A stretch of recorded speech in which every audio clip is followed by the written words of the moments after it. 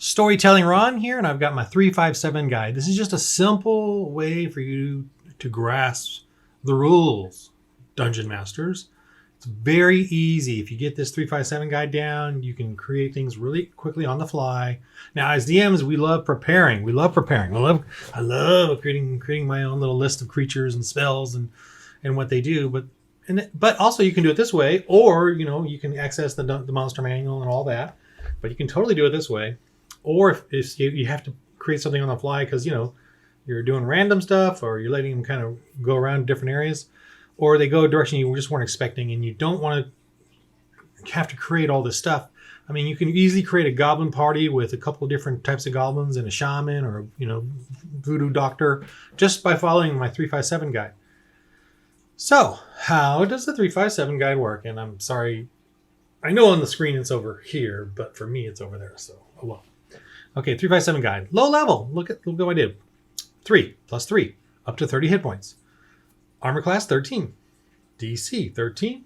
And damage 1d4 plus 3. So I obviously use the smallest die, 1d4 for low level. So that's your basic anything. It could be a goblin-y kind of thing, an orc, maybe a low level orc. It could be a shaman. Think about it. They're going to be casting spells at DC 13. And I'll get into conditions here in a sec. Or a trap. It could be a trap that's a DC 13 to spot, DC 13 to jump out of or avoid, or, Constitution, it's a poison, DC 13, damage 1d4 plus 3. Whatever it is, you can just do that for low level. And, for new players, they're just going to be enthralled by your story.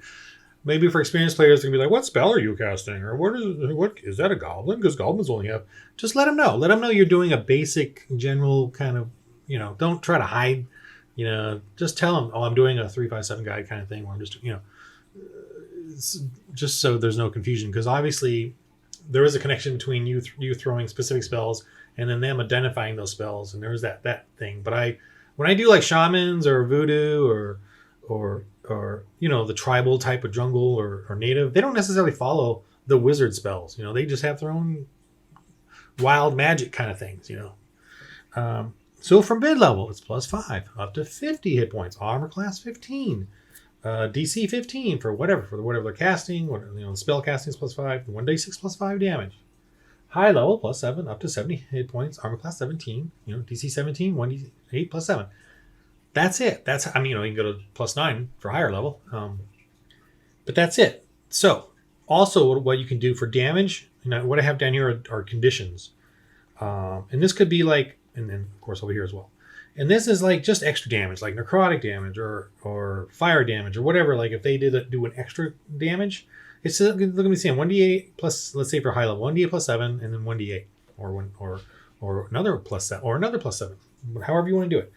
As far as like them having extra abilities, and maybe they have to save. If they have to save versus that extra damage, it'd be DC 17 to save. If they have a battle axe that does extra, just DC 17 right there on the fly. You can just do it. Okay, this character has this character is plus 7 battle axe, 70 hit points, armor class 17, and DC 17 extra damage on the battle axe. If it hits 1d8 plus 7 plus DC 17 save versus con, or you take an extra 1d8 or plus 7 or both damage from the battle axe, which is necrotic. So you already got a special, interesting kind of character right on the fly. Same with like I said, for instance, think of spells this way too. Spells, traps, whatever. They're just conditions. A specific, not this one yet, but these and above. They're just conditions. Every spell really, and I mean specifically like in combat, is a condition that you have to resist against, and that's really all it is. So the a goblin voodoo person could be doing a little fear, little DC 13, goblin DC 13 fear. Just that's it. Save versus that, and that gets the characters like, oh my god, we're dealing with a couple goblins, 1d4 plus 3 attacking us, plus 3 plus 3 plus 3, and then it's got a little shaman DC 13 fear, DC 13 wisdom, and then or fear, and then they get the fear condition, and that or they get the restrain condition. The goblin, and you feel these tentacles or vines come up and try to restrain you. Save versus DC 13 Dex or Strength or whatever. And they're restrained, okay? Or prone, prone I'll use in a sec that could be that even could be for like say mid-level +5. All right, let me just get into this. Beast charge. So let's say a bull comes along, +5 charges. Oh, he's got under 50 hit with, and arm class 15. Now, would it be an arm class 15 for a bull? I'd probably say go down to 12. But you kind of know that 15 is kind of a nice chain melee thing. But whatever, no big deal. DC 15 though, Dex save. So let's say he does a +5, 1d6 +5 charge attack, DC 15 Dex, or you get knocked prone. And after you get knocked prone, it has a stomp. Rides over you. Trample, a trample. +5, an additional, with advantage, because they're prone now, additional 1d6 +5. Okay?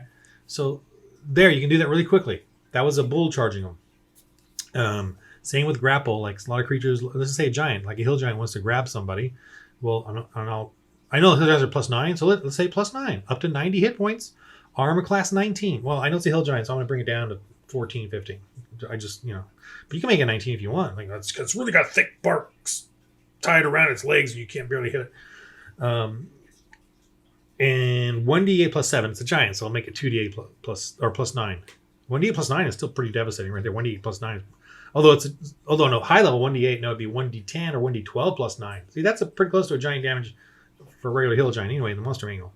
So 1d12 or 1d10 +9 is quite a bit of damage right there. If we were talking about hill giant at +9. See, so that's it. And then and then if they get hit, they got to save versus a DC 19 strength or dex, or get knocked prone, or get thrown, and that's extra damage, and then knocked prone. DC 19 save.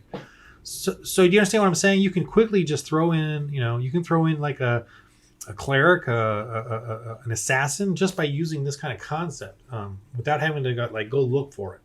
Just do this or warlock. But I would say wild magic. Like you're not going to know the specific spells, but you're going to know the conditions that like their curses can do, their natural wild magic can do on the players.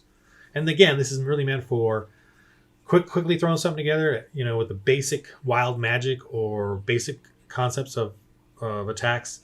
And it's not really meant for using all the specific spells and you want to craft a really interesting, complicated character using the specific D&D spells and all that. But this is just for a nice flow for you as a DM to throw things at them if you need to and you haven't prepared it, and it's not a good idea to go start opening up books and slowing down the game. You can just quickly throw in something like this. Just think 3, 5, 7, or whatever level they're at. 5. Okay, good. Everything's a factor of 5. +5 up to 50 hit points. Armor class 15, DC 15.